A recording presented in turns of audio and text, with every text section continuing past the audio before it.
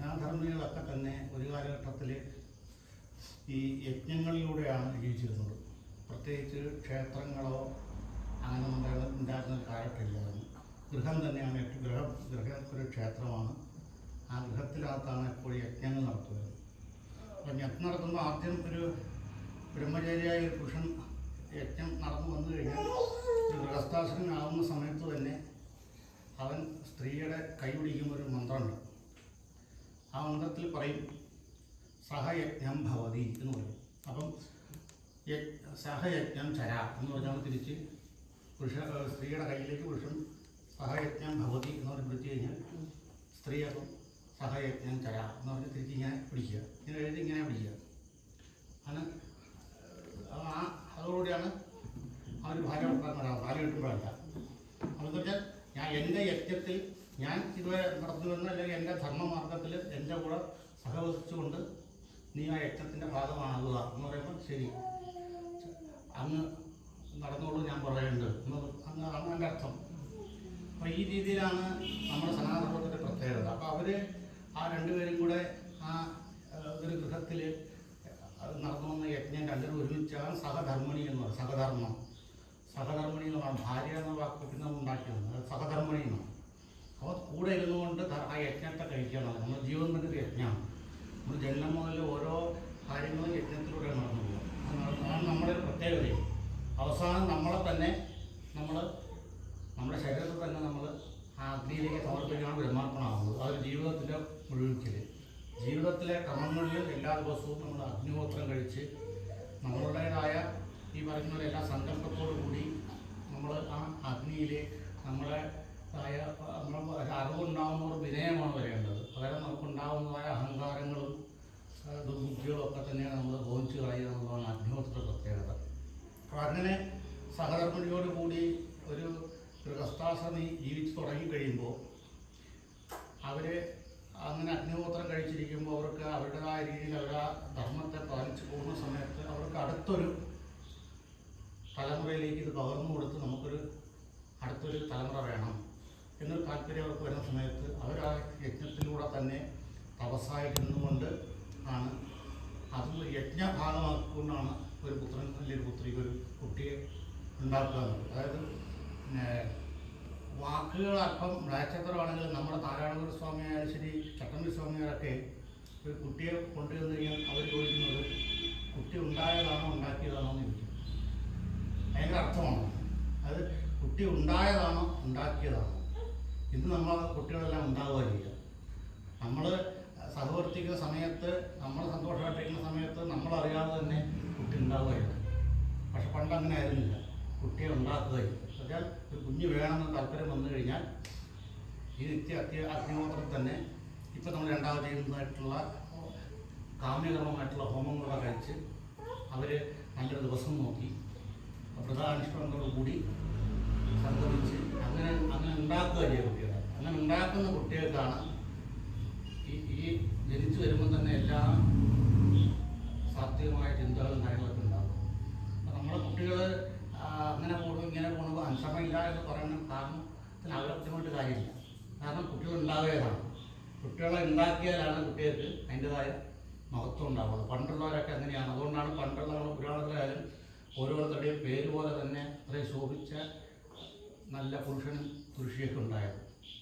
നമ്മളെ സനാതനം വീണ്ടും ആ യജ്ഞത്തിൽ നിന്ന് വീണ്ടും യജ്ഞം കഴിക്കാനുള്ള ഒരു ത്വര മാറി മനുഷ്യനെ സ്വയം മനസ്സിലാക്കാതെ ജീവിച്ചു തുടങ്ങി സുഖത്തിലേക്ക് കാമ്യങ്ങളിലേക്ക് അല്ലെങ്കിൽ ഗൃഹസ്ഥാശ്രമത്തിലേക്ക് ഭൗതികത്തിലേക്ക് കൂടുതൽ ആഴത്തിലേക്ക് ഇറങ്ങാൻ തുടങ്ങിയപ്പോൾ യജ്ഞങ്ങൾ മാറി. ആ യജ്ഞത്തിൽ ഉപയോഗിക്കുന്നതായ ഇഷ്ടമുള്ള ഒരു ദേവതയെ സങ്കല്പിച്ച ദേവതയ്ക്ക് ഉപയോഗിക്കുന്നത് അങ്ങനെയാണ് ക്ഷേത്രങ്ങളത്. അവർ അതാത് വീട്ടിൽ അവർക്ക് ഇഷ്ടമുള്ള ഒരു ദേവതയെ വെച്ചാൽ കുടുംബപരമായിട്ട് ഒരു കുളിച്ച് വന്ന് ഒരു കാലഘട്ടത്തിൽ ഒരു വീട്ടിൽ വെച്ച് അവർക്ക് അങ്ങോട്ട് പോകാൻ പറ്റില്ല ഇങ്ങോട്ട് പോകാൻ പറ്റില്ല നിത്യകർമ്മങ്ങൾ ചെയ്യാൻ തുടങ്ങിയപ്പോൾ അങ്ങനെ ഒരു കൂട്ടുകാരെല്ലാം ചേർന്നിട്ടാണ് എല്ലാവരും ചേർത്ത് ഒരിടത്ത് വെച്ച് ഒരു ക്ഷേത്രം ഉണ്ടാക്കിയത്. അപ്പോൾ എല്ലാവരും ഒരുമിച്ചിരുന്ന് പഠിക്കാമെന്ന് ചോദിച്ചു. ഇങ്ങനെയൊക്കെയാണ് നമ്മുടെ സഹകരണങ്ങൾ മാറി ഇന്ന് കാണുന്ന ഇന്ന് 10 വീടിന് 25 അമ്പലം എന്ന രീതിയിൽ ആയി മാറിയത്. പക്ഷെ തുടങ്ങിയത് നമ്മുടെ ഗൃഹത്തിൽ നിന്നാണ്. പണ്ട് അങ്ങനെ ക്ഷേത്രങ്ങളിലല്ല ഗൃഹത്തിലാണ് ഇതെല്ലാം ചെയ്യുക. നമ്മൾ നിത്യകർമ്മമാണ്. നിത്യകർമ്മം, കാമ്യകർമ്മം, പിന്നെ നിഷിദ്ധകർമ്മം എന്നൊക്കെയുള്ളതാണ് കർമ്മങ്ങൾ പറയുന്നത്. അപ്പോൾ നിത്യകർമ്മത്തിൽപ്പെടുന്നതാണ് അഗ്നിഹോത്രം. ഈ അഗ്നിഹോത്രം മുടങ്ങി വന്ന് ഒരു കാലഘട്ടത്തിൽ ആചാര്യപരത്തിയത് എന്നാൽ നിങ്ങൾ അഗ്നിഹോത്രം വേണ്ട, നാളെ 2 നേരം വിളക്കുകൾ കത്തിക്കാൻ. ഈ അഗ്നിഹോത്രത്തിൻ്റെ സ്ഥാനത്താണ് നമ്മൾ വിളക്ക് വെക്കണേ. ഇപ്പോൾ അതും നമ്മൾ പറയുന്നത് ചെയ്യും, വീട്ടിലുണ്ടെങ്കിൽ വിളക്ക് കത്തിക്കും, ഇല്ലെങ്കിൽ വിളക്ക് മുട്ടും. യഥാർത്ഥത്തിൽ വീട്ടിൽ വിളക്ക് മുട്ടാൻ പാടില്ല. നമ്മൾ ഒരു പുരവാസ്തുവിൽ കഴിച്ച് ഒരു വിളക്ക് അവിടെ സ്ഥാപിച്ചു കഴിഞ്ഞാൽ, സങ്കല്പം പറയുന്നുണ്ട്, അടുക്കള സ്ഥാപിച്ചു കഴിഞ്ഞാൽ ആ ഗൃഹം നിലനിൽക്കുന്ന കാലത്തുള്ള ദീപോട് ഇരിക്കാനുള്ളതാണ്. പിന്നെ നമ്മൾ നമ്മുടെ സാഹചര്യത്തിന് അണച്ചു വയ്ക്കും, വീണ്ടും നമ്മൾ കത്തിക്കും. പക്ഷേ അടുക്കളയിൽ ഒരിക്കലും അഗ്നി കിടരുതെന്നാണ്. അഗ്നി കേട്ടാൽ പിന്നെ വീട്ടിൻ്റെ ചൈതന്യം പോയി. പക്ഷേ നമ്മൾ വീടിന് പ്രാധാന്യം കൊടുക്കില്ല, പൂജാമുറിക്ക് പ്രാധാന്യം കൊടുക്കും. യഥാർത്ഥത്തിൽ അടുക്കളയ്ക്കാണ് പ്രാധാന്യം. നമ്മൾ പൂജ കഴിക്കുമ്പോൾ അടുക്കളയിലാണ് ദേവതകളെല്ലാം പ്രതിഷ്ഠിച്ച് വയ്ക്കുക. അതുകൊണ്ടാണ് പണ്ട് മുതൽ അടുക്കളയിൽ നിന്ന് ദീപം കത്തിച്ചുകൊണ്ടാണ് ദീപം എന്ന് പറഞ്ഞ് എല്ലാവരും പോയി കാവിലൊക്കെ തിരി വെച്ചിട്ട് ആ വിളക്കൊണ്ട് നേരെ ഉമ്മറത്ത് വെച്ചിട്ട് അതിൻ്റെ മുമ്പിൽ നാമം വിളിക്കും. അപ്പം ഇങ്ങനെ ഘട്ടമായിട്ട് പൂജ മാറി പിന്നെ നാമജപത്തിൽ വിളക്ക് വെച്ച് നാമജപമായി. ഇത് 3ഉം കൂടെ ചേർത്ത് ലഘൂകരിച്ചിട്ടാണ് നമ്മളിപ്പം വീണ്ടും എല്ലാവരും, നമ്മൾ യജ്ഞത്തിൻ്റെ മാത്രമല്ല യാഗത്തിനോട് ചേർത്ത് മാത്രമേ ഇത് തുടക്കമാക്കി. നമുക്കറിയാവുന്ന നമ്മുടെ ദേശത്തുള്ള എല്ലാവരും അഗ്നിഹോത്രം കഴിച്ച് എല്ലാവരും പഴയ രീതിയിലേക്ക് അവരവരുടെ ധർമ്മത്തിലേക്ക് തിരിച്ചു പോകണം എന്നുള്ള ഒരു ആഗ്രഹത്തിലാണ് നമ്മൾ തുടങ്ങുന്നത്. അപ്പോൾ നമ്മൾ ചെയ്യുന്നത് യഥാർത്ഥത്തിൽ എല്ലാവരും കൂടെ ഒരുമിച്ചിരുന്ന് ചെയ്യേണ്ട ഒരു കർമ്മമാണ് അഗ്നിഹോത്രം. ദിവസവും രാവിലെ എന്നും ചെയ്യേണ്ടതാണ്. അപ്പം നമ്മളത് ലഘൂകരിച്ച് ആഴ്ച ഒരു ദിവസമെങ്കിലും നമ്മളത് കഴിക്കണം. അത് വെറുതെ കഴിച്ചാൽ പറഞ്ഞത് എന്തിനാണ് കഴിക്കണമെന്ന് അറിയണം. നമ്മുടെ ധർമ്മത്തെ പരിപാലിക്കുന്നതിനും നമ്മുടെ സനാതനധർമ്മത്തെ നിലനിർത്തുന്നതിനും നമ്മളിലൂടെ, ഗൃഹത്തിലൂടെ, ദേശത്തിലൂടെ എല്ലാവർക്കും നന്മ ഉണ്ടാകാനാണ് നമ്മൾ അഗ്നിഹോത്രം കഴിക്കുന്നത്. പണ്ടൊക്കെ ഒരു ക്ഷേത്രത്തിൽ പൂജ മുട്ടിയെന്ന് പറഞ്ഞു കഴിഞ്ഞാൽ ആദ്യം തന്ത്രി പറയുന്ന അവിടെ ഒരു നടന്നിരുന്നില്ലേ, ശാന്തിക്കാരൻ വന്നില്ല, പൂജ മുട്ടി എന്ന് പറഞ്ഞാൽ ആദ്യം അറിവുള്ളവർ ചോദിക്കും, അതിലേക്കൂടെ ബ്രാഹ്മണന്മാർ വല്ല പോയെന്ന് ചോദിക്കും. ആ ക്ഷേത്രത്തിൽ അടുത്തൂടെ ഏതെങ്കിലും ബ്രാഹ്മണൻ പോയിട്ടുണ്ടെങ്കിൽ പൂജ മുട്ടില്ലെന്ന് അർത്ഥം. കാരണം ബ്രാഹ്മണന്മാർ ക്ഷേത്രത്തിൽ അടുത്തൂടെ പോയാൽ അപ്പം തന്നെ മാനസപൂജ കഴിച്ച് തൊഴും. അവരേതമ്പലത്തിൽ നിന്ന് മാനസപൂജ കഴിക്കും. അവാത്മ ജലം കൽപ്പയാലും പൃഥ്വിയാത്മ ഗന്ധങ്ങൾ ധൂപം കൽപ്പയാമി, അഗ്നിയാത്മ ദീപം കൽപ്പയാമി, ധം അമൃതാത്മ വേദ്യം കൽപ്പയാമി, അമൃതേ അമൃതാന്യ അമൃതേ. അപ്പോൾ ഇത് ഇങ്ങനെ കഴിച്ചു തൊഴുമ്പോൾ സങ്കല്പത്തിലോട്ട് പൂജ കഴിച്ചില്ലേ. അപ്പം ഭഗവതിക്ക് അവിടെ ജലമോ ധൂപമോ ദീപമോ നേദ്യമോ ഒന്നും മുട്ടിയില്ലെന്ന് അർത്ഥം. അപ്പോൾ അതുകൊണ്ട് ബ്രാഹ്മണന്മാരല്ലോ ആ വഴികൂടെ പോയെന്ന് വെച്ചാൽ ക്ഷേത്രത്തിൽ പൂജ മുട്ടിയില്ലെന്ന് അർത്ഥം. ഇന്നത്തെ ബ്രാഹ്മണന്മാർ പോയാൽ കയ്യെടുത്തൊരിടത്തുമില്ല. പക്ഷെ അന്നത്തെ കാലത്തെ കഥയാണ് പറഞ്ഞത്. അവ അത്ര മഹത്വമായ രീതിയിലുള്ള ജീവിതചര്യയായിരുന്നു സനാതനധർമ്മത്തിലുള്ള എല്ലാവരുടേത്.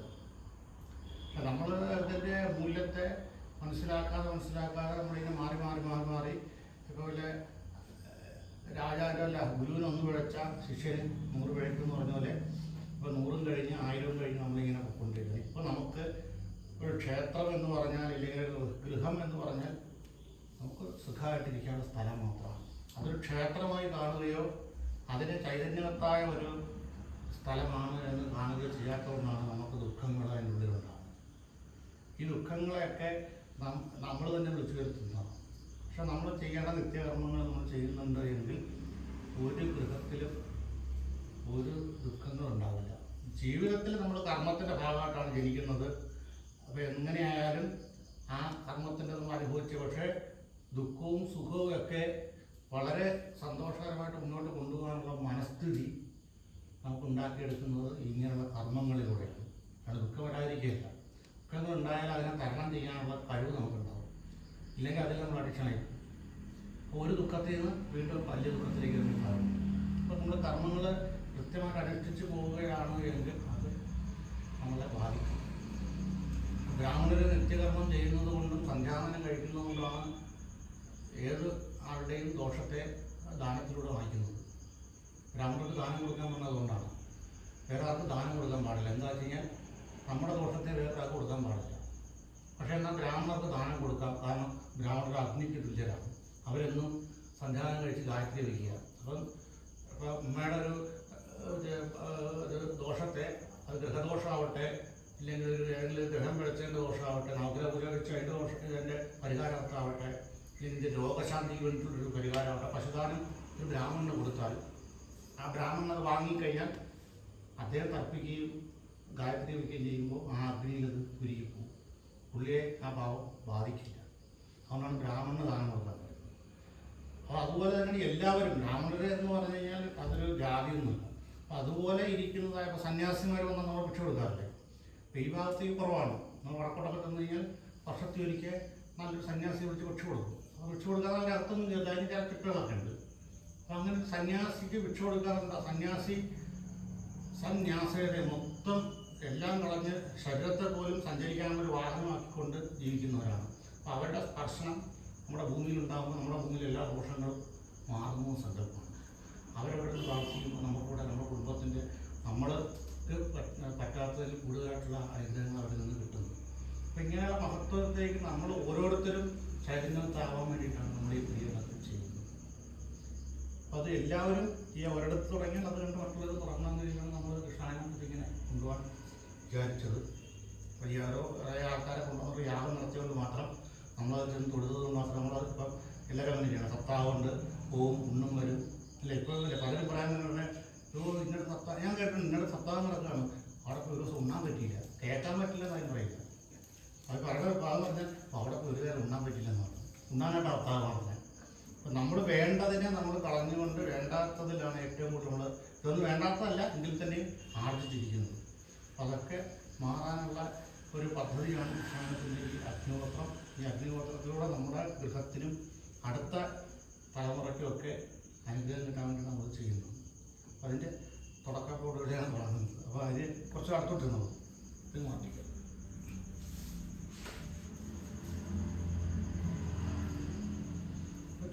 ഈ കിണ്ടിക്കുള്ളിലേക്ക് അതിൽ പൂവ്, ചന്ദന, അക്ഷരം, നെല്ല് കാര്യങ്ങൾ ചേർന്ന അക്ഷരം എന്ന് പറഞ്ഞത് ചന്ദനത്തിൻ്റെ മുമ്പിലിരിക്കും. ആ ഇല മൂലയ്ക്ക് ഇടുന്നുണ്ട്. ചന്ദനം എടുക്കുക, ശകല അക്ഷരം അവിടെ നെല്ല് വരെയും കൂടെ അനുസരിച്ച് വെച്ചിട്ടുണ്ട്. തുളസിയില വേണം, തുളസിയില എടുക്കാം.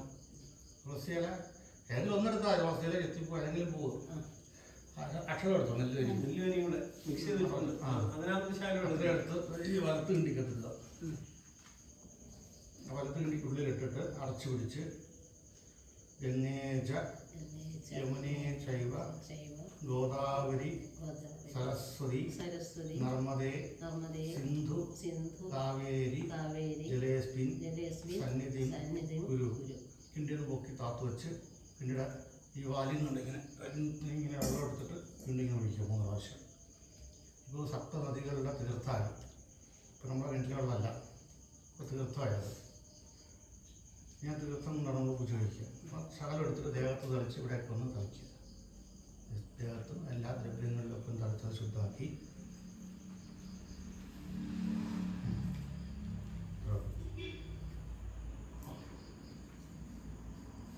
ഇനി ഇവിടെ ഈ ചാണകറിലുണ്ട്, ഇത് നനഞ്ഞിട്ടുണ്ട്. ഈ ചാണകത്തും തൊടുക. അപ്പോൾ ചാണകം എടുത്തു നന്നായി. ഇത് ഇവിടെ ഈ ഈശാന കൊണ്ട് തുടങ്ങി ഇങ്ങനെ തൂക്കളഞ്ഞ ചതുരത്തിൽ പതുക്കെ വെളുകൊണ്ടിരിക്കാൻ കയറണം. ജസ്റ്റ് ഒന്ന് തലവടിയാണ് ചാണകം കഴിക്കുന്ന സങ്കല്പം. ഈ കിണ്ടിൽ കൈ കാണിക്കുക. ഇങ്ങനെയാണെന്ന് വെച്ചാൽ ജസ്റ്റ് അത്രേ ഉള്ളൂ. മറ്റൊന്ന് ചെയ്യുന്ന അഗ്നിഹോത്രം. ഇത് എന്നും ചെയ്യേണ്ടതാണ്. ഇത് ആഴ്ച ചെയ്യുമ്പോൾ ഇതാണ് ആദ്യമായിട്ടൊക്കെ ചെയ്യേണ്ടത്.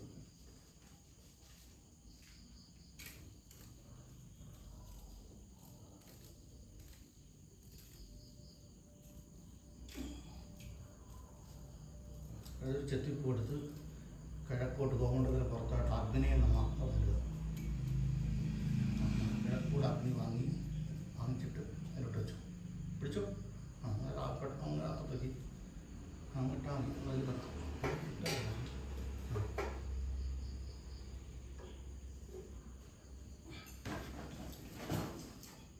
അഗ്നിഹോത്രത്തിൽ നമ്മൾ ഇതൊന്നും ആവശ്യം വരില്ല.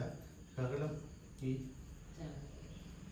കട്ടർമത്ത് വെച്ചിട്ട് ചാണകത്തിൽ നിന്ന് പൊട്ടിച്ച് വെച്ചിട്ട് അതിൽ പിടിച്ചാൽ മതി. എന്നിട്ട് ഇതൊക്കെ ഇത് നമ്മൾ ഹോമം കൂടെ ഉള്ളതുകൊണ്ടാണ് ചെറിയ കത്തിച്ച് കിട്ടാം. കച്ചുകൊണ്ട് ദോഷമൊന്നുമില്ല, അതിൻ്റെ ആവശ്യമുള്ളൂ. അത്ര സമയത്തല്ലേ ഉള്ളൂ.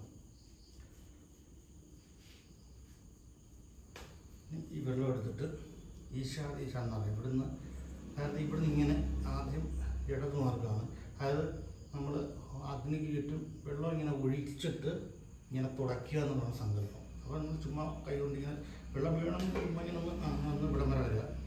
തിരിച്ച് കൈ കമത്തി, കൈ മലർത്തി വെള്ളം കൊണ്ടുവന്ന് കൈ കമത്തി ഇങ്ങനെ ചുറ്റുക.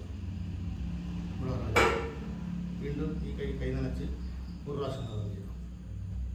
വെള്ളം എടുത്ത് ഈ വെള്ളം എടുക്കണം, തീർത്ഥം എടുത്ത് കൈ നിവർത്തി ഇങ്ങനെ ഇവിടുന്ന് ഇങ്ങനെ പോയി, ഇവിടുന്ന് ഇങ്ങനെ ഇടത്തൂടെ പോയി, ഇങ്ങനെ ഇടത്തൂടെ പോയി ഇവിടെ വന്നിട്ട് കൈ കമർത്തി തുടയ്ക്കുക എന്നുള്ള സന്ദർഭം. ഇവിടെ വരിക, വീണ്ടും കൈ നനയ്ക്കുക, വീണ്ടും തീർത്ഥം എടുക്കുക. ഒന്നെടുത്ത് ഇവിടുന്ന് അതുപോലെ കൈ മലർത്തി കൊണ്ടുപോയി കമർത്തി കൊണ്ടുവരിക.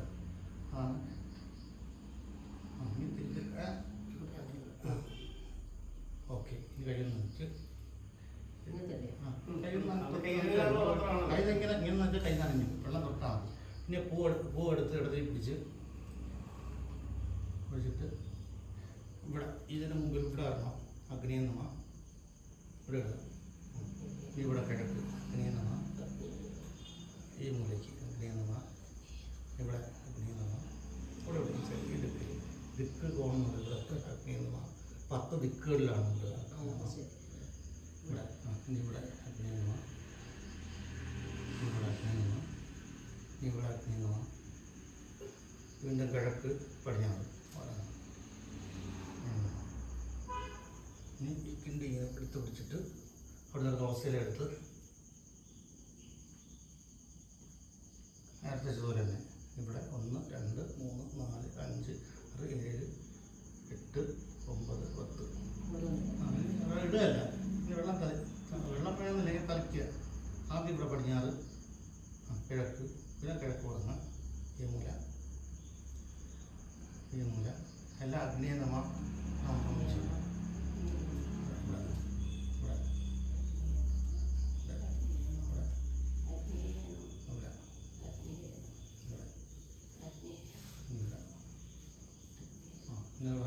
ചന്ദനം എടുത്ത് ഇവിടെ തൊടിച്ചിട്ട് ചന്ദനം എടുത്ത് ആ ദിവസം കളി ചന്ദന ശകലം എടുത്ത് ഇതിൻ്റെ സൈഡിൽ വെച്ച് ഇതിൻ്റെ സൈഡിൽ തൊട്ട് വയ്ക്കുക. എളുപ്പത്തിന് വേണ്ടിയിട്ടാണ്.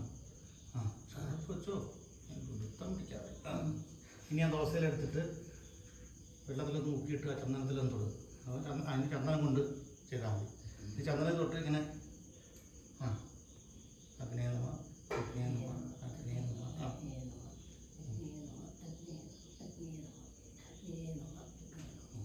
ഞാനിട്ട് വെള്ളം കൊണ്ട് വീണ്ടും ഒന്നുകൂടെ വെള്ളം കൊണ്ട് തീർത്ഥം കൊണ്ട് പടിഞ്ഞാറാദ്യം അഗ്നിയെ നമ മുന്നിൽ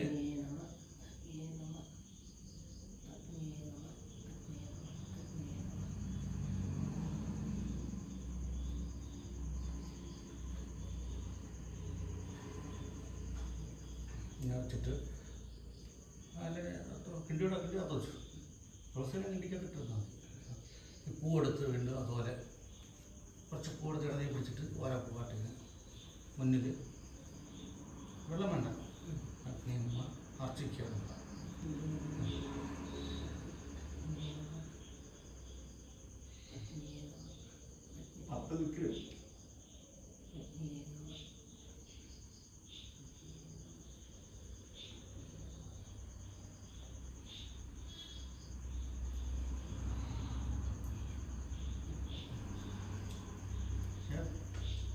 ഇതിനെ അഗ്നി അലങ്കാരം എന്ന് പറയും. അതായത് നമ്മൾ അഗ്നിയെ കൊണ്ടുവന്ന് അഗ്നിയെ കുതിച്ച് നിർത്തി. ഇനി ഇത് കഴിഞ്ഞിട്ടാണ് നമ്മളിനി ശകലം ചന്ദനം എടുത്ത് തീർത്ഥത്തിലൂടെ ചേർത്തിട്ട് നെറ്റി കഴുത്ത് 2 കയ്യിൽ തുടണം. നമ്മൾ സ്വയം തുടങ്ങണം. എന്നിട്ട് കയ്യിൽ നനയ്ക്കണം. ഈ മോതിരം തുടങ്ങണം. നമ്മളിരിക്കുന്ന ഈശ്വരനെ പൂജിക്കുക. ആത്മാരാധന എന്ന് പറയും. വെള്ളം കൊടുത്തിട്ട് നെറ്റി കഴുത്ത് കയ്യിൽ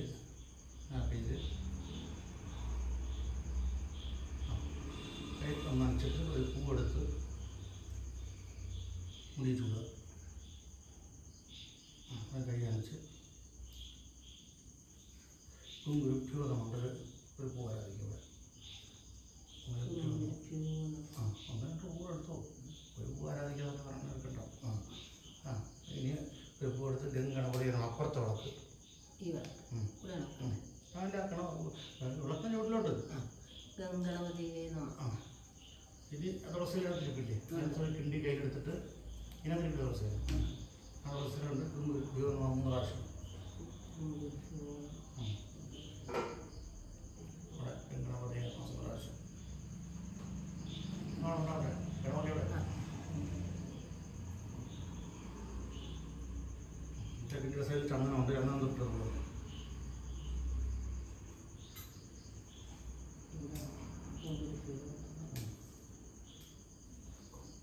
3 പ്രാവശ്യം 3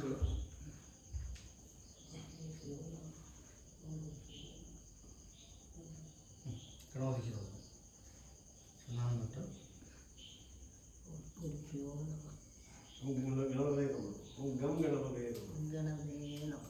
വെച്ചിട്ട് വീണ്ടും പൂ എടുത്ത പോലെ 3 പ്രാവശ്യം എടുക്കുക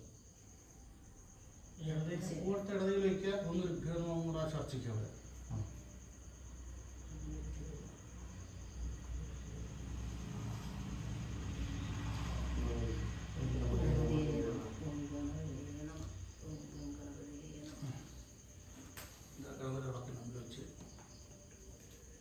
തുളസിയിലെടുത്ത് നെയ്യിൽ മുക്കിയിട്ട് ആ കൽപ്പഴത്തിന് മുകളിൽ വയ്ക്കുക ജസ്റ്റ് ഒന്ന് നെയ്യിൽ തൊട്ടിട്ട് മുകളിൽ വയ്ക്കുക തീർത്ഥത്തിൻ്റെ കിണ്ടി കയ്യിലെടുത്തിട്ട് പതുക്കെ ചില വെള്ളം എടുത്തിട്ട് ആ കൽപ്പഴത്തിന് ചുറ്റും ഇങ്ങനെ ഇവിടെ ചെയ്തതുപോലെ ഈശാദിങ്ങനെ വെള്ളം ഒഴിക്കുക ആദ്യം ഇടത്തോട്ട് പോയിട്ട് വലത്തോട്ട് ലാഗ് അങ്ങനെ പറയും ആദ്യം ഇടത്ത് വശത്തോടെ ഇവിടെ അങ്ങനെ എഴുതുന്നത് അപ്പോൾ ഇടത്തൂടെ ഇങ്ങനെ റൗണ്ട് കൊണ്ടുപോയിട്ട് വലത്തൂടെ കൊണ്ടുവരിക അങ്ങോട്ട് പോയിട്ട് തിരിച്ചതുപോലെ മതി ഇനി കിണ്ടി കൊണ്ടൊരു വെള്ളം കിടമതിക്ക് കൊടുക്കുക അടയ്ക്കും കൊടുക്കുക കിണ്ടി കൊണ്ട് കൊടുക്കുന്നത് കയ്യിലെടുത്ത് കൊടുക്കുക ഇങ്ങനെ കൊടുക്കണം അവിടെ വിളക്കിൻ്റെ ചുവട്ടിൽ കിണമതി ഇരിക്കുകയാണ് വിളക്ക് വിളക്കുന്ന എനിക്ക് പറയാൻ പറ്റില്ല മതി വയ്ക്കുക ഇനി ഒരു പൂ എടുത്ത് ഗംഗണപതിയെന്ന് പറഞ്ഞ് ആ നീളത്തിലിടുക ഗംഗണപതി ഒരു പൂവ് ഭഗവാൻ ആരാധിക്കുക അന്യത്തിലിടുക ഒരു പൂ എടുത്ത് ഗംഗണപതിയെന്ന് കൊണ്ടിടുക എന്നിട്ട് ഈ ഹൃദയത്തിൽ വെച്ചിട്ട് വലത് കൈകൊണ്ട് ആ കദളിപ്പഴത്തെ തൊട്ടിട്ട് മുകളിലേക്ക് പ്രാണായ സ്വാഹ ഓ ഭഗവാന് കൊടുക്കാനാണ് പറഞ്ഞത് നീ എടുത്തിട്ടിങ്ങനെ പ്രാണായ സ്വാഹ ഭഗവാൻ കഴിക്കാൻ സങ്കല്പം പൂവൊന്നും വേണ്ട നേരത്തിലിങ്ങനെ തൊടുക പ്രാണായ സ്വാഹ നേരത്തെ അല്ല കദളിപ്പഴം അതിൽ തൊട്ട് പ്രാണായ സ്വാഹ ഇവിടെ അപാനായ സ്വാഹ എവിടെ വ്യാനായ സ്വാഹ ഉദാനായ സമാനായ സ്വാഹ കൈ നനച്ച്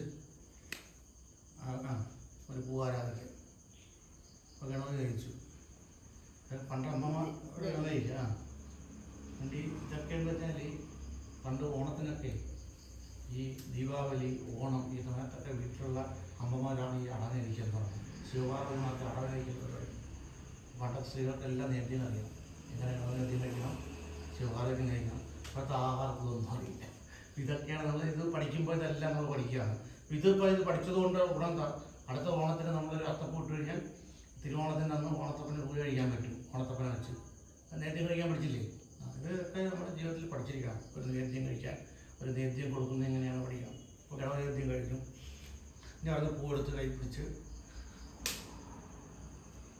തൊഴുത് പിടിച്ചിട്ട് മഹാദേവി നമ എന്ന് പറഞ്ഞ് ആ വിളക്കിൻ്റെ ചോട്ടിൽ അവിടെ ജലം കൊണ്ട് 3 പ്രാവശ്യം തുളസിയിലെടുത്തിട്ട് ഓം ശ്രീ നമ ഓം ഐം നമ തുളസിയിലൂടെ തീർത്ഥം കൊടുക്കാനാണ് പറഞ്ഞത് നമ്മൾ നേരത്തെ കൊടുത്തു ഐം നമ ഓം ക്ലീൻ നമ തുളസിനകത്ത് ചന്ദനം അതുപോലെ വെള്ളം തൊട്ട് ചന്ദനം കൂടെ തൊട്ടിട്ട് ചന്ദനം കൊണ്ട് 3 പ്രാവശ്യം ഹ്രീം നമ തുളസിയില എടുത്ത് അതിനാണ് ഇവിടെ ചന്ദനം വയ്ക്കാൻ പറഞ്ഞത് എന്താ ഇങ്ങനെ വെള്ളം എന്തിനാണെന്നറിയോ ഈ ചന്ദനം കലങ്ങാൻ വേണ്ടി ഇങ്ങനെ എടുത്തിട്ട് ചന്ദനത്തിൽ ഇങ്ങനെ ഇങ്ങനെ ക്ലീൻ നമ ഐം നമ കൊടുക്കുക കണ്ട അതിന് എളുപ്പമാർഗ്ഗം ഈ പറഞ്ഞു തരുന്നത് ചന്ദനം എടുക്കുന്ന സൈഡിൽ വയ്ക്കും മതി പിന്നെ തുളസിയിലുണ്ട് വെള്ളത്തോട്ട് വെള്ളമോടെ തുറമ്പായില്ലേ പിന്നെ ക്ലീൻ നമ ക്ലീൻ ഐം നമ ക്ലീൻ നമ. ഇനി അതിട്ട് പൂവുണ്ട് അതുപോലെ ക്ലീൻ നമ ഐം നമ ക്ലീൻ നമ. ഇനി നെയ്യ് മുന്നിലേക്ക് വയ്ക്കുക. ശാഖ നെയ്യെടുത്തിട്ട് ഓം സ്വാഹ അഗ്നേയിതം നമ ഇങ്ങനെ അഗ്നിതം നമ ഇതിൻ്റെ അടുത്ത് ഓം ഭൂസ്വാഹ ഓം ഭുവസ്വാഹ വീണ്ടും നെയ്യെടുത്തിട്ട് ഓം ഭുവസ്വാഹ വീണ്ടും നെയ്യെടുത്ത് ഓം സ്വസ്വാഹ നെയ്യെടുത്തിട്ട് ഓം ഭൂർഭുവസ്വാഹ. നെയ്യെടുത്ത് എതിലൊഴിക്കുക.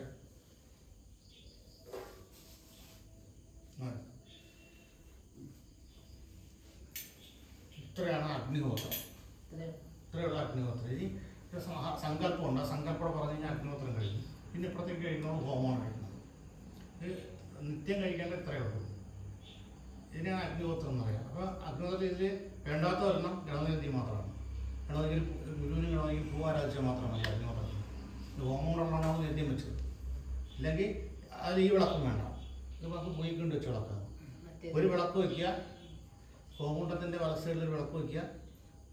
ഹോമകുണ്ടം കത്തിച്ച് ഇതുപോലെ ജലം ഗന്ധം പുഷ്പം മൂന്നും പ്ലാകി 11 സ്ഥലത്തിട്ട് കഴിഞ്ഞാൽ ഭൂമി ഗൃഭ്യോ എന്ന് പറഞ്ഞ് ഇവിടെ കൊടുക്കുക. ഗംഗളവരെ അവിടെ കൊടുക്കുക. അഗ്നി എന്ന് പറഞ്ഞ് മുന്നിൽ കൊടുക്കുക. നെയ്യ് കൊണ്ട് പറഞ്ഞാൽ ഓം സ്വാഹ ഭൂസ്വാഹ ഭൂസ്വാഹ സ്വസ്വാഹ ഭൂർഭുവസ്വാഹ ഇത്രയും ഹോമിക്കുക. പിന്നെ മഹാസങ്കല്പം കൊണ്ട് പറഞ്ഞ് ഒന്നുകൂടെ ഹോമിച്ച് കഴിഞ്ഞാൽ അതിൻ്റെ പ്രസാദത്തെ നമുക്ക് പറയാം. അതാണ് അഗ്നിഹോത്രം എന്ന് പറയുക. അതിനപ്പുറത്തേക്ക് നമ്മളിപ്പോൾ പറഞ്ഞ സൂക്തങ്ങളൊക്കെയാണ് നമ്മൾ ഹോമത്തിന് കഴിക്കുക. അഗ്നിഹോത്രം ഇത്രയേ ഉള്ളൂ കേട്ടോ, നിത്യം കഴിക്കേണ്ടത്. ഇനി ഹോമമാണ് നമ്മൾ കഴിക്കുന്നത്. മഹാസങ്കല്പമുണ്ട്. പൂവെടുത്ത് വെച്ചിട്ട് പൂവെടുത്ത് എല്ലാവർക്കും ജപിക്കാവുന്ന കേട്ടോ. ഓം ഭാരതഖണ്ഡേ ഭാരതവർഷേ പരശുരാമക്ഷേത്രേ സ്ഥലത്തിൻ്റെ പേര് മനാപ്പള്ളി ദേശീയ ഗൃഹത്തിൻ്റെ പേര് കല്ലുമലപുത്തം വീട്ടിൽ നാമധേയ ഗൃഹേ സർവരോഗ നിവാരണാർത്ഥേ സർവൈശ്വര സിദ്ധ്യർത്ഥേ സർവബാധാ സംഹരാർത്ഥേ സർവഭാവക്ഷയാർത്ഥേ സകലകാര്യസിദ്ധ്യർത്ഥേ ലോകരക്ഷാർത്ഥം ദേശരക്ഷാർത്ഥം ജനരക്ഷാർത്ഥം അഗ്നിഹോത്രം കരിക്ഷ്യേ. പൂവോടെ പൗർണത്തിന് മുമ്പിട്ട് നമസ്കരിക്കുക. ഇത്രയും ചെയ്യുമ്പോഴാണ് അഗ്നിഹോത്രം കഴിയുക. അതുകൊണ്ട് ഉള്ളല്ല പുറത്ത് ഇട്ട് നമ്മൾ നമസ്കരിക്കുമ്പോൾ അഗ്നിഹോത്രം കഴിയും. ആ സങ്കല്പമാണ്. സങ്കല്പം നമുക്ക് ഇന്ന ദേശത്ത് ഇന്ന ഗൃഹത്തിൽ നമുക്കും നമ്മുടെ ആൾക്കാർക്കും നമ്മുടെ ദേശത്തിന് നമ്മുടെ ലോകത്തിനും നമ്മുടെ ജനത്തിനും എല്ലാവർക്കും ഐശ്വര്യം ഉണ്ടാക്കി കൊടുക്കണേ എന്നാണ് നമ്മൾ പ്രാർത്ഥിക്കുക. ഇതാണ് ഉമാമേശ്വരൻ മുതൽ, അതായത് ബ്രഹ്മം മുതൽ ഈ അണു വരെ ചെയ്തുകൊണ്ടിരിക്കുന്ന നിത്യകർമ്മം. ഭഗവാൻ തപസ്സിലിരിക്കുന്നത് ഇതിനു വേണ്ടി മാത്രമാണ്. ഭഗവാനും ഇരുന്നുകൊണ്ട് ഉമാമഹേശ്വരന്മാരിരുന്ന് ലോകത്തെ രക്ഷിക്കുന്നതിന് വേണ്ടിയിട്ടാണ് അഗ്നിഹോത്രം കഴിച്ചുകൊണ്ടിരിക്കുന്നത്. നമ്മളെല്ലാവരും ഒരു വിധത്തിലുള്ള ഭാര്യാഭർത്താക്കന്മാരെന്ന് പറയുന്നത് ഉമാമഹേശ്വരന്മാരാണ്. അവരും ആ അഗ്നിഹോത്രം കഴിച്ചാണ് അവരുടെ സന്താനോത്പത്തിയിലൂടെ സന്താനങ്ങളിലെല്ലാം ഐശ്വര്യം വർദ്ധിക്കുക. നമ്മുടെ സംസ്കാരത്തെ നമ്മൾ പകർന്നു കൊടുത്താൽ നമ്മുടെ കുട്ടികളെയും പകർന്നു കൊടുക്കുക. ഇങ്ങനെയാണ് നമ്മുടെ സനാതനം പൊയ്ക്കൊണ്ടിരുന്നത്. ഇത്തരത്തിൽ അഗ്നിഹോത്രം. ഇനി നമ്മൾ ഹോമത്തിലേക്ക് കിടക്കുമ്പോൾ നെയ്യെടുത്ത് അഗ്നിയെ നമ എന്ന് പറഞ്ഞ ഹോമം ഒന്ന് ഹോമിച്ച്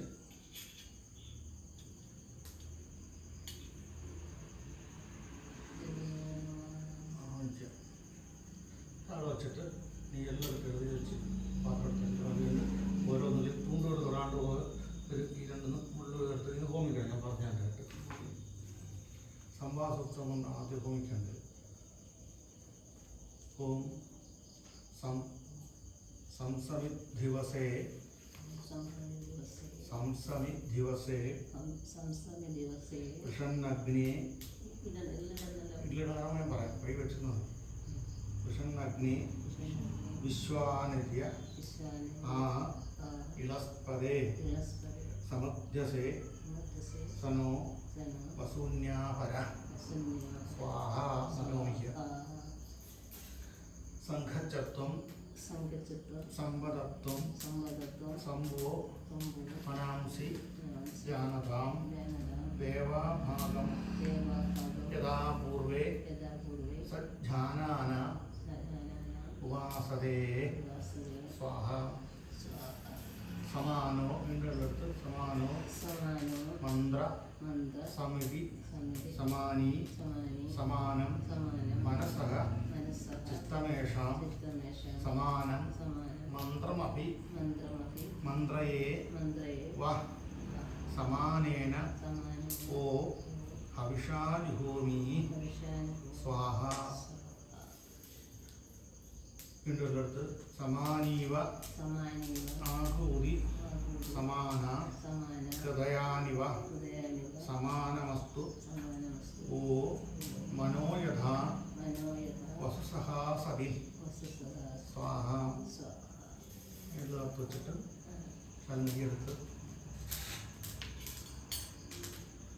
അഗ്നേ സ്വാഹ തൊഴുത് അഗ്നേകം നോമ തൊഴുക. ഇനി ശ്രീകരമന്ത്രം ഉണ്ടാകും. വീണ്ടും ഉള്ളിടത്തോളൂ.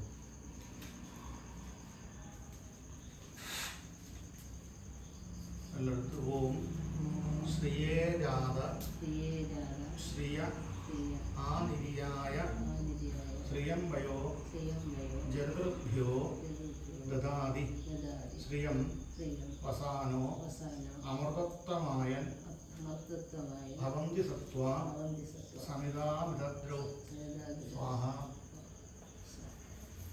വീണ്ടെടുത്ത് ഇന്ദ്രശ്രേഷ്ഠാനി ദ്രവിണാനി ദേവിനിത്യം ദക്ഷസ്യ സുഭഗസ്തമസ്മേ പോഷണ്ഡേണാം അരിഷ്ടിന്തനൂനാം സ്വാത്മാനം വാച സുദിനത്തമഗ്നാം സ്വാഹ. വീണ്ടെടുത്ത് പ്രജാപതേ നത്വ വേദാ നിന്യോ വിശ്വാജാതാനി വിരുദാ ബഭൂവ യൽ കാമാസ്തേ ജുഹൂമസ്തന്നോ അസ്തു വയം സ്യാമ പതയോ ദേണ സ്വാഹ.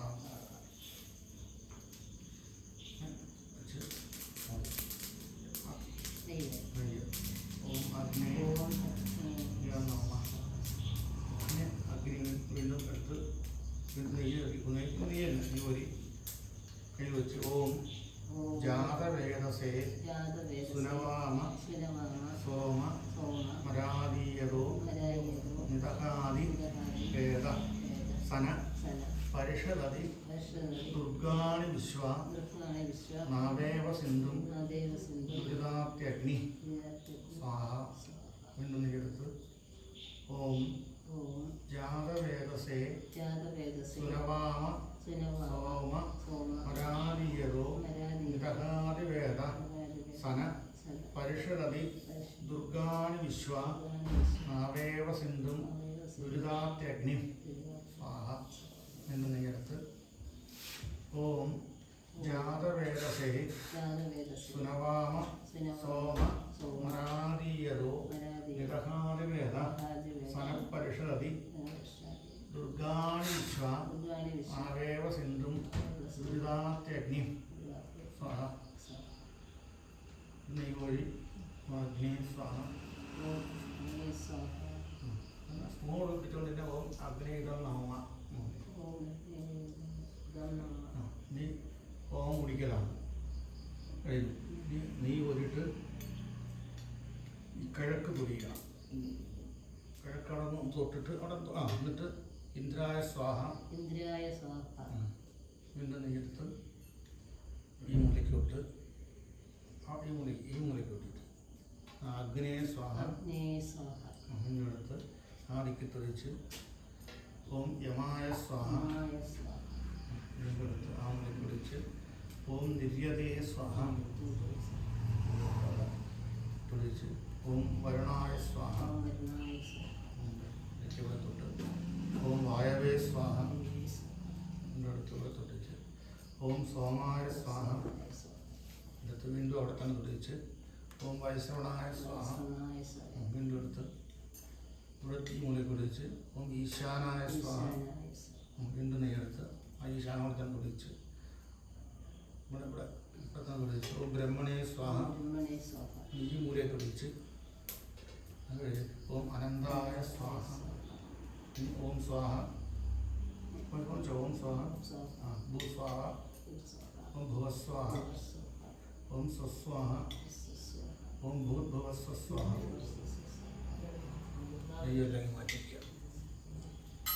പിന്നെ വെള്ളം എടുത്ത് ആദ്യം ചെയ്തതുപോലെ വെള്ളം എടുത്തിട്ട് ഇവിടുന്ന് മലർത്തിയെടുക്കുക. ഇവിടുന്ന് 3 പ്രാവശ്യം ഇവിടുന്ന് ഇങ്ങനെ ഇടത്തുനിന്ന് ഇവിടെ വരെ വന്നിട്ട് ഈശാനം കൊണ്ട് വന്ന് തിരിച്ച് കൈ കമത്തി അങ്ങനെ 3 പ്രാവശ്യം ആകുക.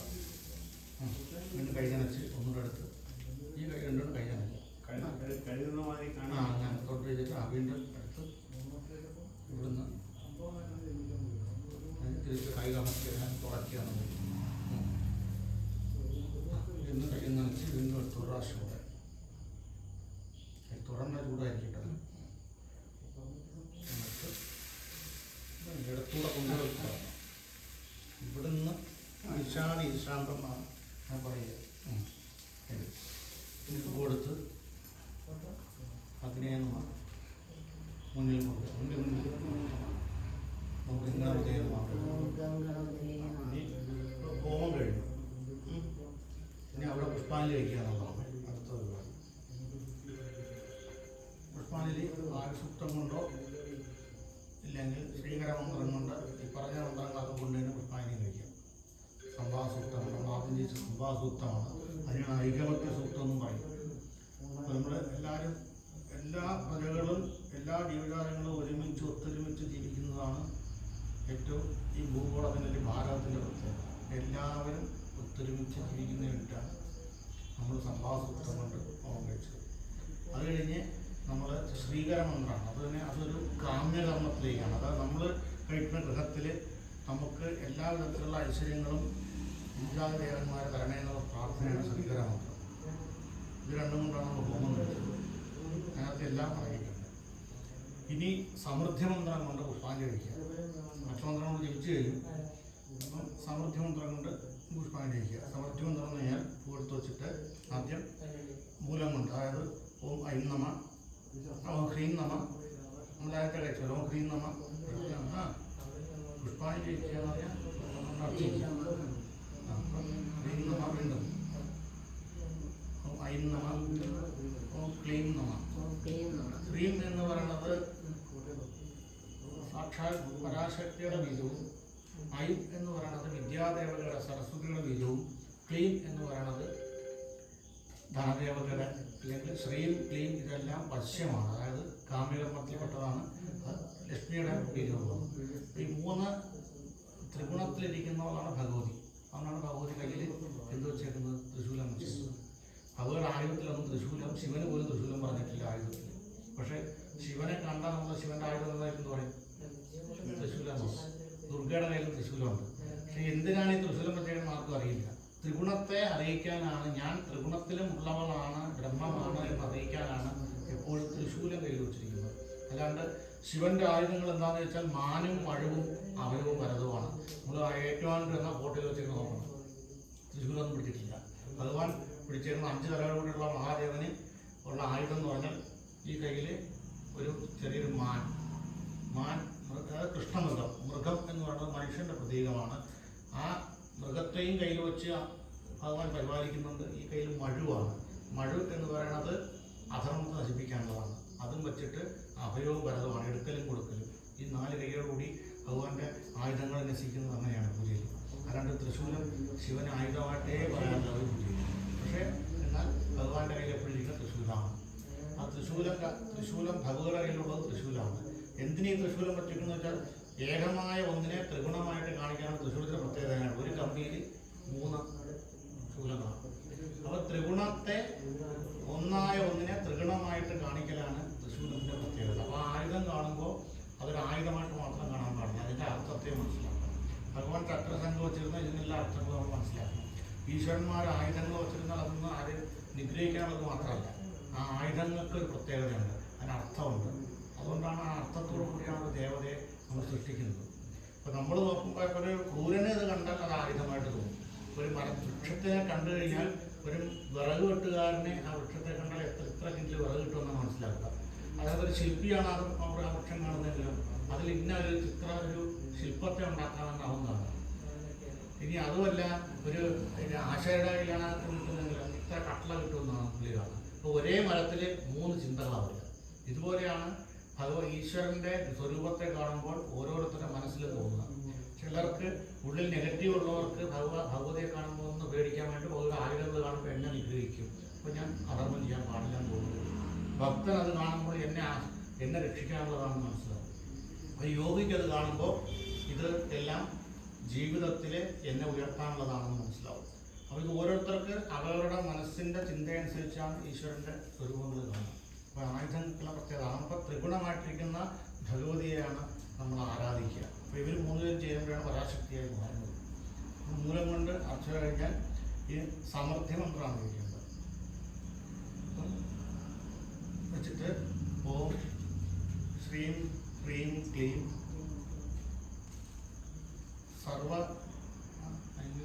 സർവശാസ്ത്ര വിശാരദായി സർവവിദ്യാപ്രദായിന്യേ സുരസൗഖ്യ പ്രമോദിന്യേ ഋത് യജുർസാമരൂപിണ്യേ അതിസൗമ്യസ്വരൂപിണ്യേ ശാസ്ത്രജ്ഞാന സമൃദ്ധിമേ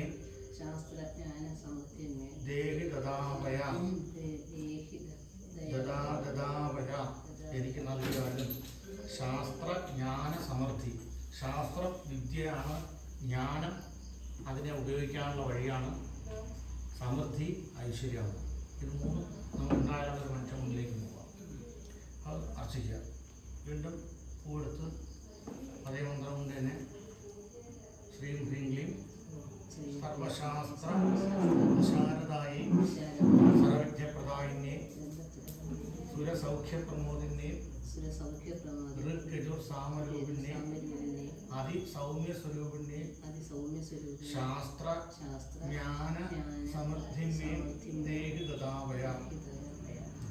വീണ്ടും കൊടുത്ത് അതേ മന്ത്രം തന്നെ ഓം ശ്രീം ഹ്രീം ക്ലീം സർവശാസ്ത്ര വിശാരദായേ സർവവിദ്യാപ്രദായിന്യേ സുരസൗഖ്യപ്രമോദിന്യേ ഋഗ്യജുർസാമരൂപിണ്യേ അതിസൗമ്യസ്വരൂപിണ്യേ ശാസ്ത്രജ്ഞാന സമൃദ്ധിമേ ദേഹി ദദാവയ. അർച്ചിക്കുന്നവർക്കെല്ലാം കൂടുതൽ അർച്ചിക്കാം കേട്ടോ. അവർക്കെല്ലാവർക്കും കൂടുതൽ അർച്ചിക്കാവുന്നതാണ് കേട്ടോ. ഇതെല്ലാം കൊടുത്തിട്ട് ഈ മന്ത്രം കൊണ്ട് എല്ലാവർക്കും അവിടെ നിങ്ങൾ അർച്ചിക്കാം. പങ്കെടുത്തവർക്ക്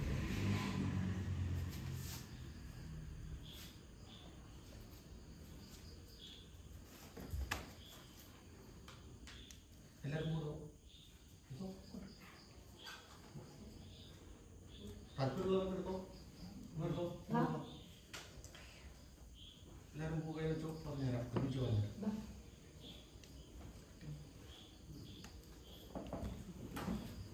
കൊടുത്തു എല്ലാവരും.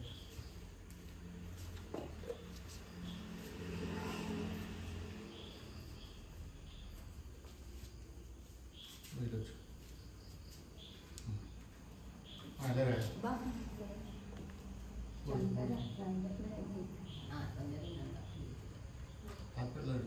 നിർബന്ധിച്ച്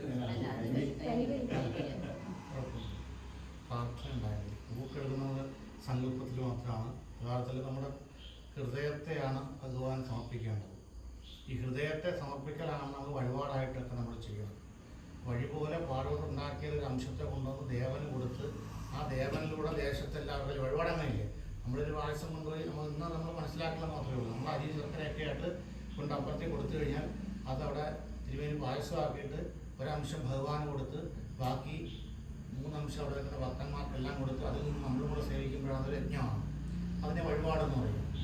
ഇന്നിപ്പോൾ നമ്മൾ കൊണ്ട് പായസം അല്ലിട്ട് കൊടുത്ത് അല്ലിട്ട് മാസം കൂടെ വീട്ടിൽ കൊണ്ടുവരാം. അല്ല, യഥാർത്ഥത്തിൽ അങ്ങനെയാണ് വേണ്ടത്. ഇതിനെ നമ്മൾ ചെയ്യുന്നതാണ്. അപ്പോൾ ഏതും യജ്ഞമായിട്ടാണ് നമ്മൾ ചെയ്യുന്നത്. ക്ഷേത്രത്തിൽ കഴിക്കുന്ന വഴിപാട് എണ്ണയായാലും തിരിയായാലും നമ്മുടെ മനസ്സിനെയാണ് കൊടുക്കുന്നത്. നമ്മുടെ മനസ്സിനെയാണ് കൊടുക്കുന്നത്. നമുക്ക് താല്പര്യം വരുമ്പോൾ നമ്മൾ കൊടുക്കുന്ന സാധനം എന്തായിരിക്കും?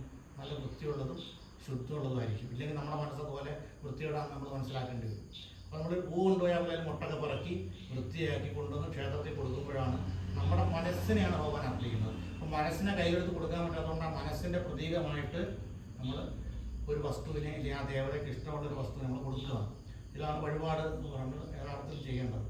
അപ്പോൾ ആ ദേവതയ്ക്ക് എന്താണോ ഇട്ടത് നമ്മളെ കൊണ്ട് കഴിയുന്നത് ഒരു ചെറിയ 4 തുളസിയിലയാണ്. ആ തുളസിയിലയും അതുകൊണ്ട് ഭഗവാൻ എപ്പോഴും പറയും എന്ത് തന്നു എന്നല്ല എങ്ങനെ തന്നു എന്നാണ് ഭഗവാൻ നോക്കുക. ഈശ്വരന്മാർ എപ്പോഴും അങ്ങനെയാണ് നോക്കുന്നത്. നിങ്ങൾ സ്വർണം കൊടുത്തോ വൈരം കൊടുത്തോ സ്വർണ്ണം കൊടുങ്ങറുണ്ടായി കൊടുത്തോ എന്ന് ഭഗവാൻ നോക്കില്ല. കൊടുത്തത് എങ്ങനെയെന്ന് നോക്കൂ. ഏത് ആത്മാർത്ഥതയോടെ ഏത് മനസ്സോടു കൂടിയാണോ ഭഗവാന് ചെയ്തത് അതിന് നമുക്ക് ഫലമുണ്ട്. കൊടുക്കുന്ന വസ്തുവിൻ്റെ മൂല്യം അങ്ങനെയാണ് ഭഗവാൻ നോക്കുന്നത്. നമ്മൾ മാത്രമാണ് കൊണ്ടുവരുന്നത് 10 20 നമ്മൾ നോക്കുന്നത്. പക്ഷേ ഭഗവാൻ അതൊന്നും നോക്കില്ല. ഭഗവാൻ നോക്കുന്നതിൻ്റെ നമ്മൾ കൊടുത്ത മൂല്യത്തെയാണ്. ഏത് മനസ്സോടു കൂടിയാണോ നമ്മൾ സമർപ്പിച്ചത് ആ മൂല്യത്തെയാണ് ഈശ്വരൻ നോക്കുന്നത്. അതുകൊണ്ട് നമ്മൾ എപ്പോഴും എന്ത് കൊടുക്കുമ്പോഴും മനസ്സോടുകൂടി കൊടുക്കണം. നമ്മുടെ മനസ്സിനെയാണ് ഭഗവാൻ മുന്നിൽ പാദത്തിൽ വയ്ക്കുന്നത്. അപ്പോൾ മനസ്സിനെ ശുദ്ധീകരിച്ച് നമുക്ക് തിരിച്ചു തരും. അങ്ങനെയാണ് നമ്മൾ ക്ഷേത്ര ദർശനത്തിൽ നമുക്ക് കിട്ടുന്ന ഊർജ്ജം എന്ന് പറയുന്നത്. അപ്പോൾ നമ്മുടെ മനസ്സിനെ നമ്മൾ കൊടുക്കുക എന്ന് നമ്മൾ സങ്കല്പിച്ചു കഴിഞ്ഞാൽ നമ്മൾ എപ്പോഴും എന്ത് ചെയ്യും? നല്ലത് മാത്രമേ കൊടുക്കും. നമ്മുടെ മനസ്സ് നന്നാവണമെന്നല്ല നമ്മുടെ ആഗ്രഹം. അപ്പോൾ ഭഗവാൻ നല്ല എണ്ണ കൊടുക്കും, നല്ല എണ്ണത്തിന് വാങ്ങിച്ചു കൊടുക്കും, നല്ല കർപ്പൂരം വാങ്ങിച്ചു കൊടുക്കും, നല്ല പൂക്കൾ പറിച്ച് അത് അങ്ങനെ കൊണ്ടുവന്നിടാതെ മുട്ടൊക്കെ മാറ്റി വൃത്തിയാക്കി തലമുടിയൊന്നും ഇല്ലാതെ വൃത്തിയായിട്ട് കൊടുക്കും. എന്ത് കൊടുത്താലും ശുദ്ധമാക്കി കൊടുക്കും. അതില്ല, ആ സങ്കല്പം ഇല്ലാത്തതുകൊണ്ടാണ് നമ്മൾ കടയിൽ നിന്ന് വാങ്ങിച്ച് അങ്ങനെ തന്നെ കൊണ്ടുവന്ന് കിട്ടും. ഒരു പൂജയ്ക്ക് സാധനം എടുക്കാൻ പറഞ്ഞാൽ അവർക്ക് മുട്ടയും മലരൊക്കെ അതിലൊക്കെ അതിനകത്തുള്ള നെല്ലും മലരൊക്കെ നമ്മൾ നൂൽപ്പറക്കണം. ഇതൊക്കെ വൃത്തിയാക്കി നമ്മൾ കൊടുക്കണം. അത് എന്തുകൊണ്ടാണ്? ആടെ കുറ്റമല്ല, ഈ പറഞ്ഞ സങ്കല്പം ഇല്ലാത്തതുകൊണ്ടാണ്. എന്നെയാണെങ്കിൽ എൻ്റെ ഹൃദയത്തെയാണ് എൻ്റെ സങ്കല്പത്തെയാണ് ഞാൻ ഈശ്വരന് സമർപ്പിക്കണമെന്ന് നമ്മൾ സങ്കല്പം നമുക്കില്ലാത്തതുകൊണ്ടാണ് നമ്മൾ കൊടുക്കുന്നതിൽ ഈ അപരാധങ്ങൾ വരുന്നത്. പിന്നെ അത് വരരുത്. ഇതൊക്കെ ഇങ്ങനെയുള്ള കർമ്മങ്ങളിലൂടെയാണ് ഇതൊക്കെ പഠിക്കുക. അത് നമ്മൾ ആത്മാർത്ഥതയോടെ നമ്മുടെ മനസ്സിനെ, അത് നമ്മുടെ കയ്യിൽ ഏത് പൂവാണ് എന്നുള്ളതല്ല വിഷയം. പൂവിനും കാര്യമില്ല, ഹൃദയത്തെയാണ് കൊടുക്കുന്നത്. അതിലൊരു ഭൗതികമായ ഒരു കാര്യം മാത്രമാണ് എന്ത് പുഷ്പം അല്ലെങ്കിൽ ചന്ദനം, വെള്ളം, ഇതൊക്കെ പറയുന്നത് സങ്കല്പത്തിൽ നമുക്ക് സമർപ്പിക്കാൻ വേണ്ടി നമ്മൾ സങ്കല്പിക്കാനും നമ്മുടെ സങ്കല്പത്തെ ശുദ്ധമാക്കാനുള്ള സാധനങ്ങളൊന്നല്ല.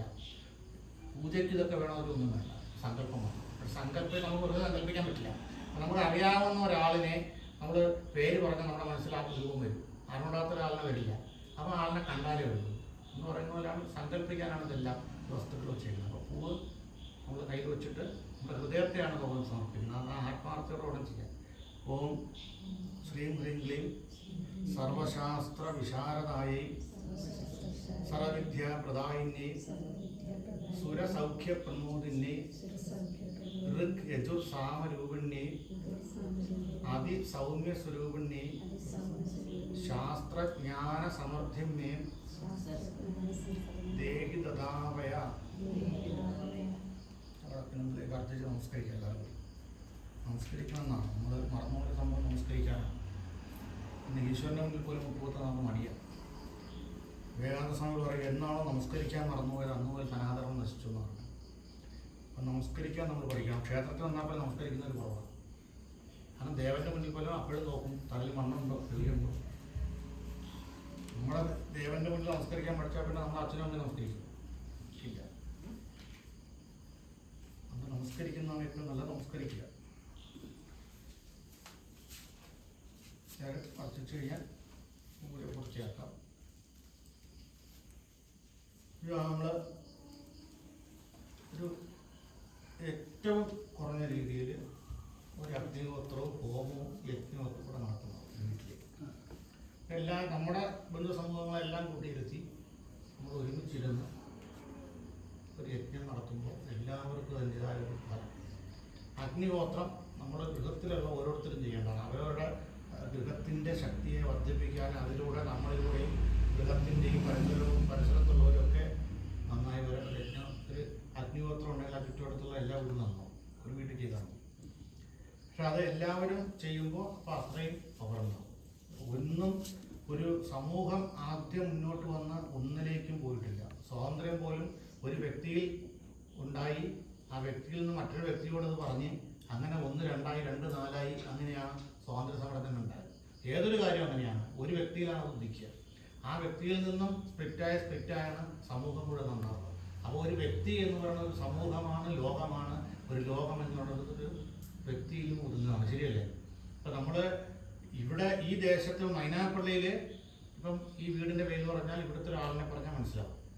നമ്മൾ ഈ മൈനാപ്പള്ളി വിട്ട് നമ്മൾ കൊല്ലത്ത് നിന്നിട്ടാണെങ്കിൽ നമ്മൾ എന്ത് പറയും? മൈനാപ്പള്ളിക്കാരി എന്ന് പറയും അല്ലേ? വീടിൻ്റെ പേരൊന്നും പറയേണ്ടതില്ല. ഇനി കൊല്ലം വിട്ടിട്ട് നമ്മൾ ഈ ഡിസ്ട്രിക്ട് വിട്ട് എറണാകുളത്തെ പറയുന്നത് നമ്മൾ പറയും നമ്മൾ കൊല്ലത്ത് വരാമെന്ന് പറയും. അപ്പോൾ കൊല്ലം മുഴുവൻ നമ്മളിൽ ഒതുങ്ങി. ശരിയല്ലേ?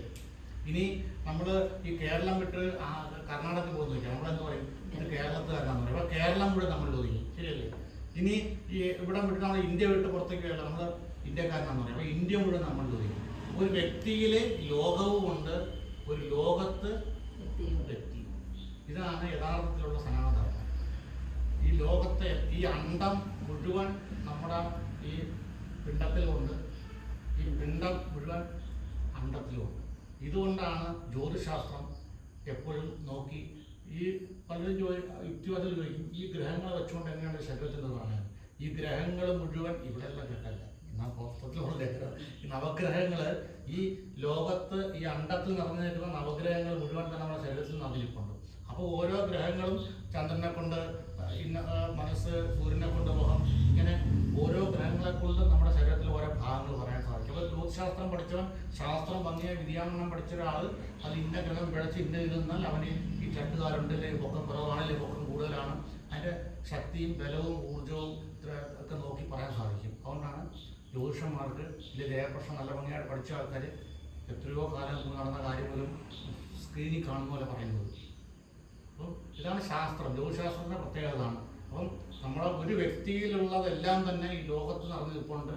ഈ ലോകത്തിൽ നമുക്ക് ഒരു ശാസ്ത്രവും ഇല്ലാണ്ട് പുരാണത്തിൽ പറഞ്ഞു തന്നു ഭഗവാൻ അല്ലേ? കൃഷ്ണൻ്റെ വായിൽ മണ്ണ് നിന്നെന്ന് പറഞ്ഞ് വാ തുറന്ന് നോക്കാൻ പറഞ്ഞപ്പം ഭഗവാൻ കാണിച്ചു കൊടുത്തതാണ്. എന്താ? ഭഗവാനിൽ എല്ലാ ലോകങ്ങളും അടങ്ങിയിട്ടുണ്ട്, എന്നാൽ ആ ലോകത്തിനുള്ളിലാണ് ഭഗവാൻ ഇരിക്കുന്നത്. അപ്പം നമ്മൾ ആരുടെ ഉള്ളിലായിരിക്കുന്നത്? ഈശ്വരൻ്റെ ഉള്ളിലാണ്. എന്നാൽ ഈശ്വരൻ നമ്മുടെ ഉള്ളിലുമാണ്. അതാണ് ഭഗവാൻ അധോക്ഷകൻ എന്നൊരു പേരുള്ളത്. ഭഗവാൻ ലോകത്തെ മുഴുവൻ സൃഷ്ടിച്ച് എന്ത് ചെയ്തു? അവനവൻ്റെ ഹൃദയത്തിലേക്ക് കയറിയിരുന്നു. കാരണം ഭഗവാൻ അറിയാം നോക്കാത്തൊരു സ്ഥലം അവിടെ മാത്രമേ ഉള്ളത്. അവനവൻ്റെ ഉള്ളിലേക്ക് ആരും നോക്കാറില്ല.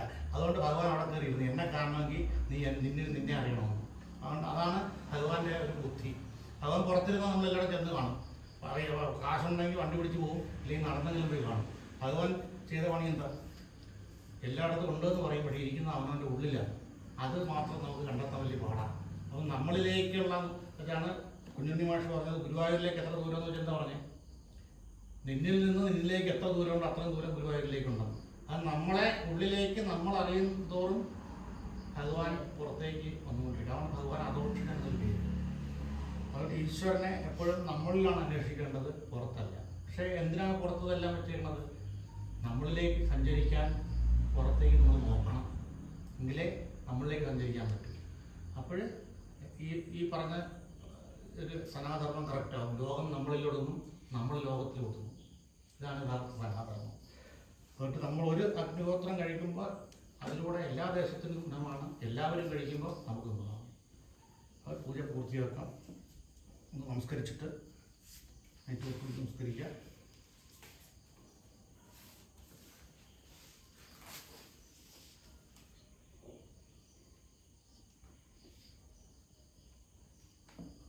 തെക്കൻ ചിട്ടയ്ക്ക് വേണമെങ്കിൽ ഒരു കർപ്പൂരം കത്തിക്കാം. ഒരു കർപ്പൂരം ഇവിടെ കത്തി പട്ടത്തിലോ കത്തിച്ച് കർപ്പൂരം കൊണ്ട് കത്തിച്ചാൽ മതി. പഴയ കർപ്പൂരമൊക്കെ ആണെന്ന് കർപ്പൂരം കത്തി വേസ്റ്റ് വരാതിരിക്കാനാണ്. ഈ കർപ്പൂരത്തിൻ്റെ അർത്ഥം എന്ന് പറയുമോ? കർപ്പൂരം ലാസ്റ്റ് കത്തിക്കുന്നത് നമ്മൾ മുഴുവനായും ഭഗവാൻ ലയിച്ചു എന്ന് അറിയിക്കുകയാണ്. കർപ്പൂരം കത്തിച്ചാൽ വേസ്റ്റ് വരാൻ പാടില്ല. പക്ഷേ ഇപ്പോഴത്തെ കർപ്പൂരം കത്തിച്ചാൽ വേസ്റ്റ് മാത്രമേ ഉള്ളൂ. അതുകൊണ്ട് ഒഴിയൊന്നും വേണ്ട, കത്തിച്ചാൽ വെച്ചിട്ട് വേണമെങ്കിൽ പൂവെടുത്ത് കർപ്പൂരത്തിൽ വിടിഞ്ഞ് ഭഗവതി കിട്ടും.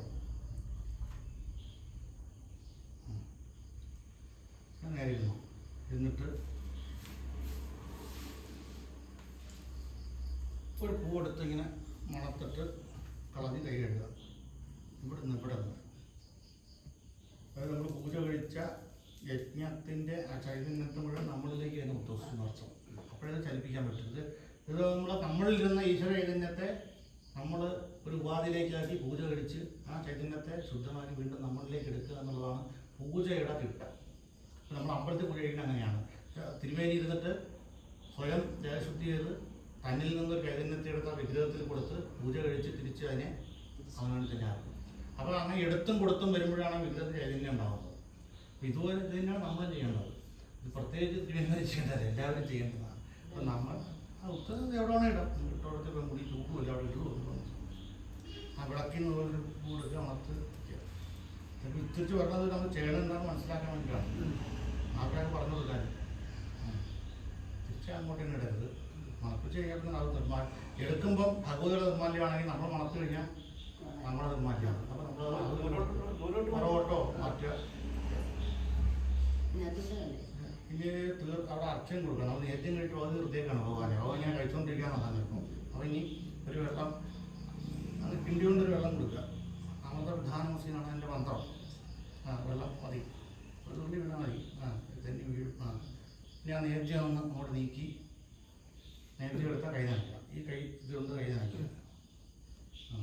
ഒരു പൂവെടുത്ത് ഗംഗാമതയെ ആരാധിക്കുക. നമ്മുടെ പണി കഴിഞ്ഞ് വീട്ടിൽ പോകണം. ഗംഗാമതയെ ഒരു പൂവ്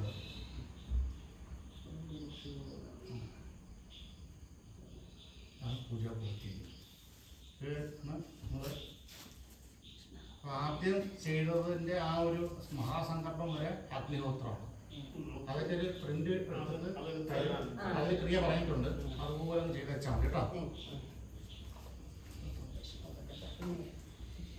ബാലൻസുള്ളതൊക്കെ ഇതിനകത്തുനിന്നേ ഇനി ഒരു കാര്യമുണ്ട് കേട്ടോ. ഇതിന് സാധനം എടുത്ത് പ്രസാദം എടുക്കാം കേട്ടോ. ഈ കത്തി തീർന്നില്ലേ, ഇതിങ്ങനെ എടുത്തിട്ട് വേണമെങ്കിൽ പേപ്പറിൽ വെച്ച് പൊടിച്ചു കഴിഞ്ഞാൽ ഈ ഭസ്മമാണ് നമ്മൾ തൊടേണ്ടത്. ഈ തൊട്ടാണ് പ്രസാദം. ഇത് എല്ലാവർക്കും തൊടാം കേട്ടോ. ഈ പ്രസാദം എല്ലാവർക്കും കൊടുക്കാൻ തൊടാം. ഇതിൽ നിന്നൊരു ശാലം എടുത്ത് അഗ്നിഹോത്രം കഴിക്കുമ്പോൾ നമ്മൾ ഇങ്ങനെ കത്തി തീർന്നെടുത്ത് ആ ഭസ്മം തുടങ്ങണം. എല്ലാവർക്കും കൊടുത്തു. ഇനി ആ വെറ്റിയടക്കി വെച്ചില്ലേ, അതിൽ വെറ്റിയടക്കിയും മറ്റൊരു നാണയം വെച്ചിട്ട് അവിടെ ഗുരുദക്ഷിണ ആചാര്യന് ദക്ഷിണ എന്ന രീതിയിലാണ് വെക്കുന്നത്. അടത്തിന് വെച്ചാൽ യജ്ഞസമർപ്പണം എന്നാണ് പറയുക.